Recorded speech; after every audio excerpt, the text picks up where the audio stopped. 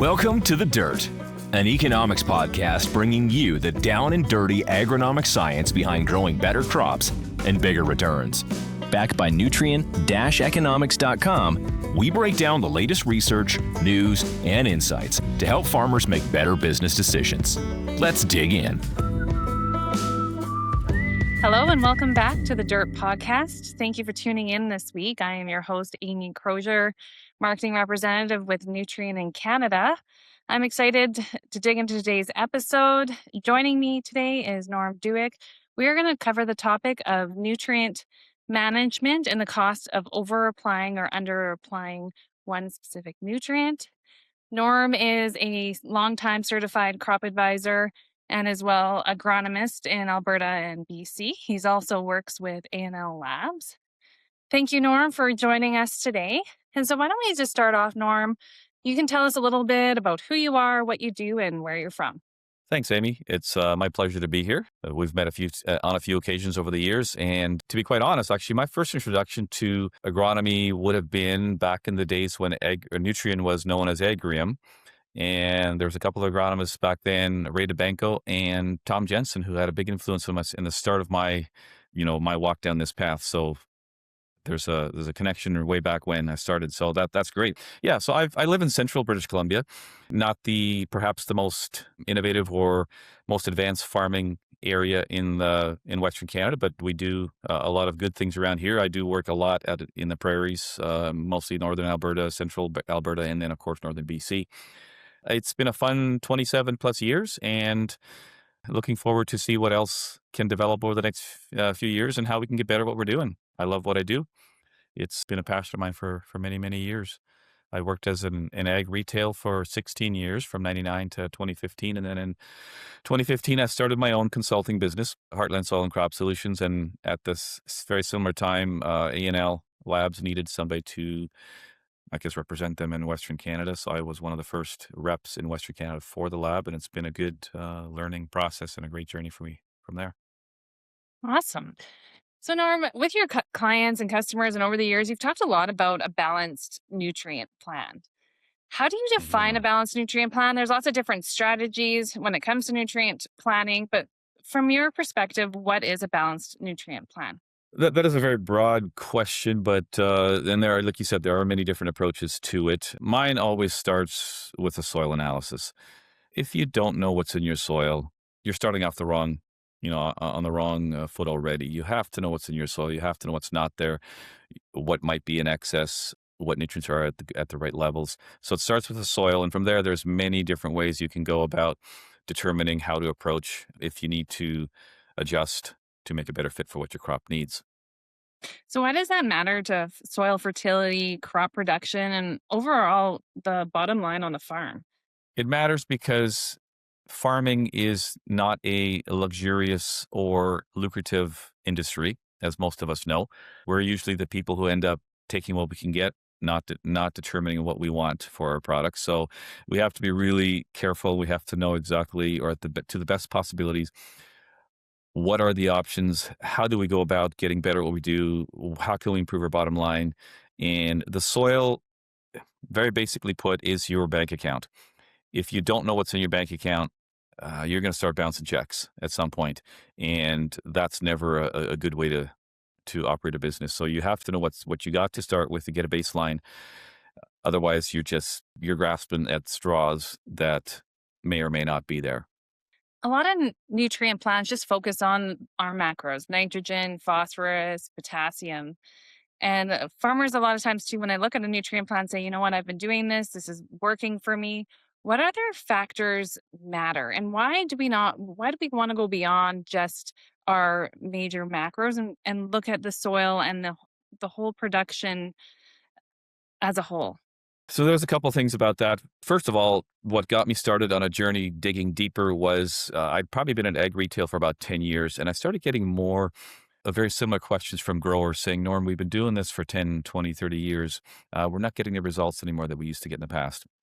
So that's what triggered me digging deeper, and that's how I got involved with A&L. They were offering some pretty good or some excellent advice on that end. But anyway, so if you start digging deeper, then the micronutrients and the balances of the nutrients in the soil start mattering. We used to have, and we still have, fairly virgin soils compared to a lot of places, whether it's in the Midwest in the US or whether it's in Europe. Our soils are quite new, so to speak, even though we've pulled a lot out of them. So when you start with the fresh soil, you generally have good levels of micronutrients, and often even your macros are okay. So we've been getting away over the last number of decades with applying mostly nitrogen, some sulfur, and some phosphate, because we had good supplies in our soil of a lot of the other nutrients. So as time goes on, our crops are pulling out. We're growing bigger crops. Our crops are pulling more nutrients out. We have to start looking at a lot of the other factors that are becoming kind of front and center now. And what are some of those other factors that are becoming front and center? So I'm going to speak specifically to the areas I work in. And in central BC, I've got the most experience here. And then, of course, central and northern Alberta. 25 years ago, when I came onto the scene, we were doing NPK-S and boron in a lot of our soils. Our pHs averaged around, I would say, 6, 8 to 7 in central BC. Now we're sitting at 5, 8 to 6 on our pHs 25 years later. Our boron is deficient almost everywhere. Zinc is low in many, many places. Copper is running very low. Manganese in some cases. There's a whole bunch of nutrients that we've drawn down on for a long time, and we have not been replacing them. Back in the day, now we're talking years and years ago, we had what they called dirty fertilizers, where the phosphate, let's say the MAP or 1152, came with some of the micronutrients in it. But then because of environmental reasons, we had to clean them up and we had to pull all these stuff out. And then the industry took those other dirty products and sold them in a separate bag. And farmers are like, well, we've never needed those, so we were not going to buy them. So we've basically sold ourselves short by not paying attention. But the micronutrients are a big one. Calcium pH is probably one of the biggest issues right now we're facing in a lot of places across the West. So in today's market, growers, we know fertilizer prices are high, input prices are high. Growers are sensitive to where they're spending their dollar, and really some nutrients like nitrogen, we can see the impact right away. What is the long-term impact of focusing on one nutrient and spending on that one nutrient and ignoring the other nutrients in the long term? A very good point. Nitrogen has been the easiest nutrient and the quickest one to see a return on. And still to this day, you apply whatever, 50 or 100 pounds in, whatever your program is, you're going to see an immediate response, assuming we have some moisture in the soil. The long-term effect is the more nitrogen we put down, and if we don't also include whether it's phosphate or potassium or sulfur or all the micros, or calcium, magnesium, the more nitrogen we put down, the faster we're drawing down on the other nutrients as well. Obviously, the crop is bigger because it is a nitrogen response, but then it needs more of everything else. So the long-term effect would be when you're using excess nitrogen, for example, you are creating thin cell wall structure. Thin cell wall structure opens you up to diseases, to insects, to pests. They have easier access to the plants. So that's probably the biggest, or one of the bigger impacts is the health of the crop. It has actually has lots of nitrogen. And sometimes the crop has to work hard to flush some of the excess nitrogen because it has too much, doesn't know what to do with it. So, for instance, for every crop, or not every crop, typically in your cereals, for example, for every pound of nitrogen that your crop needs, it also needs a pound of potassium throughout the growing season. But we're not supplying them for the most part. So potassium, plays over 60 key roles in plant health, plant structure. And if you're not supplying it, you're going backwards on the other end of it with, low drought tolerance, low flooding tolerance, low disease resistance when you're not taking care of potassium, for example. So, in your experience, especially in today's climate, where do you see farmers get off track with their fertilizer rates? This is a tough climate to be in. And for us, especially here in BC, we're extremely dry. So it's one thing to have a balanced fertility program, and that's fairly easy to do from a scientific perspective. You can say, well, I'm missing this in the soil. I have too much of that, so we're going to apply X, Y, Z. And then technically on paper, you have a balanced approach. But the economics always trump the, what guys are going to do. So we tend to reach for the easy one in the cupboard and often it's nitrogen and sulfur. And that's where we get caught short is we don't recognize the value of using potassium, using boron, using copper in your crop. And then we end up with all these other deficiencies potentially where we're opening ourselves up to other risks by only providing the easy accessible nutrient that gives you the fastest response visually. Adding potassium, you won't necessarily see it visually right away, but it's in the roots, it's the root structure, it's root growth, it's all these things that you don't necessarily see. Whereas nitrogen, you apply it, boom, you see it in 5 days. If you get moisture, there's your response. That's a really good point. And lots of times when we talk about a balanced nutrient approach, we talk about Lieberg's law, where it's addressing the scarcest nutrient is going to be the one that's going to impact yield. What's the impact if you just address one? Well, I'll give you one example. So I'm not anti-nitrogen or synthetics or anything. It's just what's the best way to go about doing things. So I'll give you an example. A colleague of mine had an experience in a field in Alberta where he had recommended to put 1 pound of boron on a section of canola. It was divided into 4 separate fields, 4 quarters, 640 acres of canola. And the retailer obviously goofed on that one, made a mistake, and they didn't put the boron on the first 3 quarters of that section. So to make up for their mistake and hopefully not get caught, they put all the boron on the last quarter section. So instead of getting 1 pound of actual, that last quarter got 4 pounds of actual boron. Now, most people freak out when you hear that. And it is so the leaf tips turned white for a little bit. This was a canola crop that's sensitive to too much boron. It did turn white for a bit, but with enough moisture, the crop was able to metabolize it. Come that July, when the lygus bugs are usually in season, they came through and they decimated the 3 quarters that didn't have boron, but they left the other quarter section alone what had adequate or actually some excess boron. And the reason being, boron moves sugars in the plants.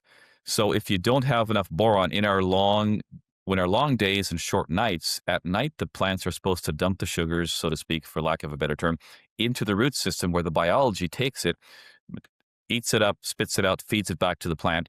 And in the morning, when the sun comes up, that goes back up the plant. Now, if the plant can't dump the boron at night, it stays in the leaves, which means the sugars aren't flowing down to the roots. So now you have excess sugars trapped in the leaf material, which attracts sucking insects like the lygus bug. So that's a prime example of what it can do if you don't have enough boron, in this case, in your crop. So what you're leading to, Norm, is that balanced nutrient management just isn't about yield. It's also about disease resistance, attracting those bugs, and overall plant health quality. I've also seen where it also plays a big role, and especially potassium and phosphorus and your maturity as well. We have a Mulder chart. There's lots of resources that farmers are familiar with. Lieberg's law is one of them. The Mulder chart of how those plants, those nutrients interact. Can you tell us a little bit about how a balanced approach and those nutrients working with each other matters to the overall quality of that crop? Yeah, and that gets fairly complicated, but the Mulder chart is one that I go to a fair bit. Give you an example of, well, let's say phosphate and zinc. They work together really well. Typically, you want a 10-to-1 ratio between those two because they work together well. Now, if you have phosphate, but you have a high aluminum soil, now all of a sudden your aluminum will tie up the phosphate and it grabs, or the aluminum grabs whatever phosphate it can, ties it up, and it's no longer crop available. In that case, what you can do is if you have high aluminum and you're adding phosphate, but you're not getting a response, well, you can apply some gypsum, for example, in furrow, and the gypsum has a positive impact and it will actually release the phosphate back to that crop. Calcium sulfate being gypsum is a kind of in some ways a bit of a magical product, but it doesn't do everything, but it sure works great in releasing some nutrients. There's factors like that. Potassium helps the plant. Actually, it stabilizes nitrogen. So if we're having issues with drought, and in our case here, we're doing a lot of broadcast nitrogen, and you don't get the rain, you've got a problem. But if you add potassium to that, the KCl will actually stabilize the nitrogen in the soil. Or you add sulfur, which ironically, sulfur is the one nutrient that is not on the Mulder's chart because it does not interfere with any other nutrients. But it will help the plants utilize nitrogen more efficiently. That's why the sulfur to nitrogen, typically 10-to-1, or nitrogen to sulfur, 10-to-1 ratio is very effective and important to maintain. So you bring a lot of interesting points about how nutrients interact with each other and how they benefit overall plant health. So when you're making a fertility plan, we talk about nutrient removal, uptake. How do you go about developing a fertilizer fertility plan? There again, that can get very in-depth or basic depending what your grower wants and depending what he has to begin with. Everything is based on soil analysis. So that's the first thing I go to. I go to what your soil, what you have in your cupboard, so to speak. I can take into consideration your yields from previous years, but the nutrient balances, your K to mag ratio is a huge one. If we have, for example, if you have a high magnesium, if your magnesium in the soil is over 20% base saturation, your plants are likely not getting enough. So you have a case where you have an excess amount of magnesium, but you very likely have a deficient plant. Because when the plant sees more than 20% base saturation of magnesium, it basically shuts the door, says, I'm not taking any in.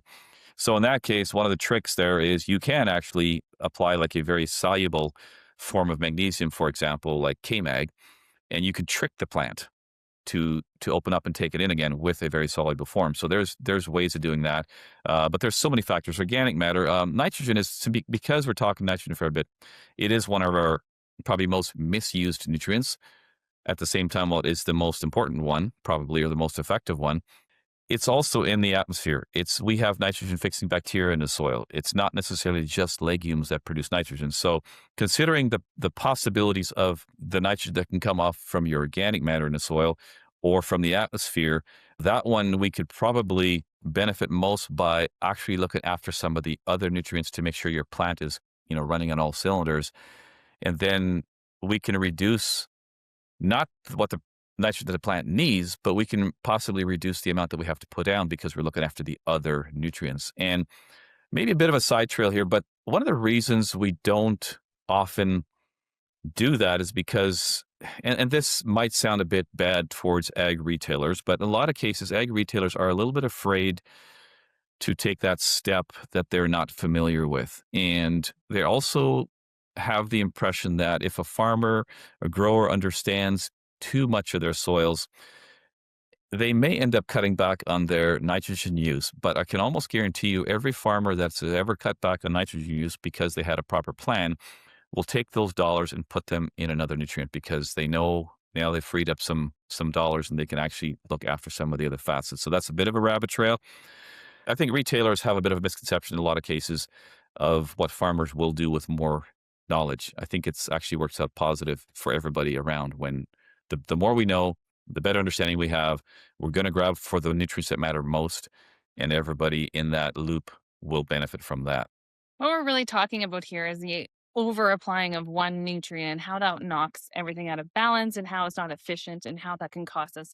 At the end of the day, on the bottom line of the dollars that we're spending, they're not the best use for our crop because it's not about cutting back, it's about doing things right. We talk about tools about soil fertility, cropping rotations. How do those impact your overall plan? And what tools are really beneficial to making a good nutrient management plan? Obviously, crop rotations play big into it because we're talking disease and insect issues, pests. So crop rotations are big. How to do up a plan. There's so many factors involved here. It's really every farm is unique. Every soil is unique. I think one of the keys, and we're moving into this more in the prairies than we are here in central BC yet because we're a smaller farm area, but not just knowing what your average soil is, knowing the variability in your fields, in your soil, because you can have a pH of 5.2 in one spot and 7.2 200 meters away. So I think, and this will become essentially, or it'll become more essential in the future as we develop our programs better, is that we start looking at every area of your field, whatever in-depth mapping you have to use, it doesn't matter whether it's soil optics or whether it's Veris or whether it's site specific or or SWOT maps. There's a whole bunch of different ways that we can find out or we can map the variability within our soils. So if we start looking at, like, I'll give you an example on my field, for example. I've got a quarter section at home. I lease it to another farmer, but I play around with the soil a lot. And I used to do a very aggressive fertility program and still do. As an example, on 85 acres, I'd put roughly 100 pounds of MAP down every single year as a blanket. Well, first of all, I did site-specific, did a 1-acre grid where I sampled every acre on 85 acres. And that's a very expensive way to go for a large farm operation. And then I did a couple years later, I went and did soil optics, digital mapping, and both were highlighting pretty much the same thing. So it turned out I needed, instead of using 100 pounds per acre blanket map on my field, I only needed 50 pounds but some areas needed 100 pounds, 150. Some didn't need any. About 25% of my field did not need any phosphate. I was putting money and phosphate where I did not need it and probably wouldn't need it for 30, 40, 50 years because, for example, one area was an old hay stack yard. Huge levels of phosphate there and potassium. So one of the keys to develop a proper nutrition plan or soil nutrient plan is going to be to not just know the composite or the average of your field, but you're going to have to start digging down and using the technology we have and figure out where in the field you need to spend phosphate dollars. Where do you need nitrogen? Where do you need sulfur? Where are you going to get the best return on each of those nutrients? And it's a bit overwhelming for farmers who have not gone down this road. But I can assure growers out there, there is people like myself, there's companies like A&L Labs, there's a ton of companies out there who can make this really easy for you. All you need to make sure is that they have proper soil data, and the rest is to get the professionals in there. They will set the scripts for you. They'll send you a file at the end of the day. You plug it into your machine and you go, and the machine knows what to do. Maybe I'm making it sound a little bit too easy, but it's not as hard or complicated as what most farmers who haven't done it think it might be. I know this can sound pretty complex to a farmer that's not familiar with a lot of technology. Some of the younger generations are very familiar with it. What is really, when we're talking about for our nutrient plan, not over applying or under applying certain nutrients, what's the ROI that you have seen that farms have been able to benefit from? The big thing on the ROI is again, I mean, there's so many variables here too, where you don't know what your crops are going to be worth when you actually harvest them. And this puts farmers at at a high risk position where you're assuming or you're hoping. And probably the biggest issue there is you can't fire all your bullets in one shot. And the further north you go, you up the piece, that risk is even higher. You misfire on the first shot, that was your only shot. I'm always going to push for aggressive fertility because I see what the science says. And so part of what I do is always, okay, so here's what I would like you to do. Now you need to tell me, given this situation in the market today, what's the risk you can take? What are you willing to take for a risk? There are certain things that I can say, well, if you have $100 per acre to spend, the biggest thing I can do is I can direct you to where I would spend those dollars, where you're going to see the most likely return. So the ROI it's never a perfect picture. It's never, well, if you do this, you're going to get that. It's always, here's the dollars we have available. Here's the products your soil needs. 3 out of these 5 products are going to give you a better return. So let's figure out where we put the dollars. And a lot of that, obviously, a soil sample. But the more in depth you do that, the mapping, the digital mapping, know where you need it. That's going to be your best bet on return on investment. One of the things about having a balanced nutrient plan is having a soil that can support a crop over time, and that we're investing in that soil bank, and that we're not taking out more nutrients than we're putting in, and we're managing that balance. What advice do you have to our listeners? Like, if just start off, I know you mentioned we have one shot to get things right, and that may be in 1 year, but over time, when you're developing a long-term rotation, a long-term plan, what advice would you have to the listeners to where do they start? What can they do? And what does that look like for the longevity? When we're not looking about farming for today, we're going to do it tomorrow. That's always the saying on the farm. When something goes wrong, we're not just doing this today. We're going to keep on going, and we're going to do it again tomorrow. What changes can we make? Okay, so that's a very good point. And you're right. What I meant was that it's a one shot per season, usually in our northern cold climates. What I do a fair bit with my guys is I implement a plant tissue program as well, because you can put all your products out there, and if you really want to know whether the plants are getting what you're applying, you need to do a plant tissue program. And again, to A&L's horn here, but we have an amazing plant monitoring program where you pull tissue samples once every week or 10 days from the same location in the same crop over the course of growing season, 3, 4, 5 samples in a row from 4 leaf stage up to flag or a bit beyond. That shows you, it's a report card. And typically, I mean, there are cases where you can use a plant monitoring program to save this year's crop, but often I use that data to adjust next year's program. So it is a long-term program. It isn't just this year. You're farming for your kids, you're farming for your grandkids, and you want to set them up as well as you can. And there are some farmers who have the ability or the understanding or the drive to really, buckle down and let's figure out what we need to do different next year. I've got guys in the field that I work with. Even yesterday I was out scouting with one of my guys, and he's a dairyman. And he's already planning, on next year. What could we do differently next year? What could we do better? So the long-term approach is we need to look after today to grow the best crop that you can that'll bring you an ROI this year. Because if you don't do that, you're not going to be here next year. You can only lose so many years in a row. So we have to plan this year, but we have to have a long-term approach where you're looking at what are your kids going to do? What the person that's going to buy your farm off you? What are they left with? Yeah, it's a long-term game. It's a generational game. It's not a 1 year. So the long term is learn what we can this year to improve next year. For our last question of a takeaway for our listeners, what strategies, key points do you want to leave with them for making a balanced nutrient plan so you're not over or under applying one nutrient? I would say one of the approaches is going to be, and this is maybe more applicable to some of the larger farmers, but as a farmer, you have so many things going on.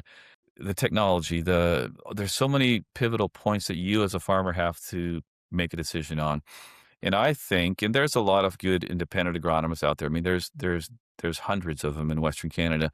And what I've observed and also had the feedback from guys that I work with is that to have an unbiased opinion available at your fingertips, whether it's a quick text or a quick phone call or it's an email, I believe the return, another good ROI or a good way to ensure or maybe improve your ROI is to have somebody available who can walk you through some of the difficult decisions you have to make. As the farmer, you still have to make that final decision. You're the one with the check. You're the money. You write the check. So you make the decision. But if you can have a professional and experienced person beside you to kind of hold your hand and make some of those key indicators more obvious early on, can save you large in the long run. So I believe one of the keys is an independent agronomist on your short call list that you can work with. And this is where, as an independent agronomist, I can advise my clients to, you know what, I know these guys over here in whatever town, they have this product on hand. It gets more complicated at times. It can be tricky to work with, but find somebody who will give you advice that's for your own good, more so than for the good of whether it's a retailer, whoever's selling you the product. And if you can find a true independent agronomist who does not sell fertilizers, that's worth a fair bit. So Norm, it's a very good point. So we've talked about the 4 Rs, the importance of soil testing, the importance of balance, the importance of Lieber's law of just not distressing one nutrient, not the other. Is there anything else that you want to add, a last takeaway for our listeners or something that we didn't cover? In BC, there's a political side to it as well, and I don't like to get into politics too much, but this can impact anybody, whether your province has regulations around this or not. But as a farmer, doing due diligence, knowing what you're working with, knowing what you have, what you don't have, and keeping records. The keeping record thing is, of course, in BC, it's mandatory. Not that there's any policing of it necessarily, but there's mandatory records you have to keep. And that's called due diligence. But it also plays a very important role to, as a grower, if you don't know what you did last year or 3 years ago or 10 years ago, or I should say, if you do know what you did 3 years ago or 10 years ago, you can make better decisions today. So yeah, I would say record keeping. Know what you've done. Make better plans because you know what you did last year. I can't say that enough. Keep records, write things down. That'll help you make better decisions. Awesome. That's a great point, Norm. Well, thank you so much for taking the time to spend with us today. It was very insightful. I enjoyed the conversation. And for our listeners, if they want to check out more about what we talked about today, please check out nutrient-economics.com. And thank you for tuning in today. Farming isn't farming without questions, and now there's a place to go for answers. At eKonomics, an entire team of agronomists are ready and waiting to help for free. No question is too big or too small. Visit nutrient-economics.com and submit your question with the Ask an Agronomist feature. Is phosphorus mobile in the soil? And how is phosphorus lost? Generally, we don't think of phosphorus as being mobile in the soil. Phosphorus is quite immobile, actually. It doesn't move very far at all in most circumstances. That has important relevance to the plant's ability to extract phosphorus from the soil, how fertilizer phosphorus might be supplied to the plant, and also impacts the environmental effects of phosphorus that might be lost.